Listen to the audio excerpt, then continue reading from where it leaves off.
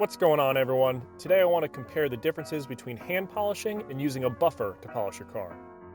I'll be using the trunk lid of my 2003 Chevy Impala, which has certainly seen better days. As you can see, there are a lot of small scratches and surface imperfections all over the trunk. Some sun fade here, a few paint chips there. I don't expect the polish to remove everything, as it's not a very abrasive compound, but it should help a little. Speaking of the polish, I'll be using Meguiar's Ultimate Polish.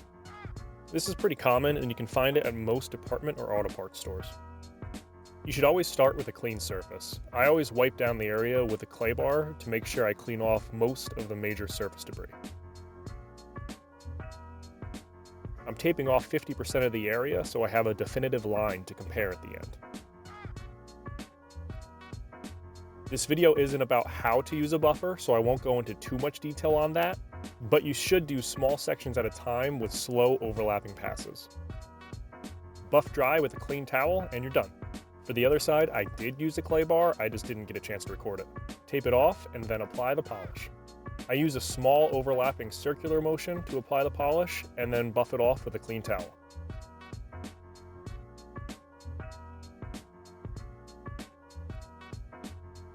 As you can see, there's a definitive line between the side where a buffer was used and the side that was done by hand.